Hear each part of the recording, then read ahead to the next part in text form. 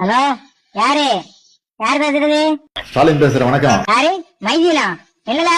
ஸ்டாலின் பேசுறேன். எல்லாவே தளபதியா?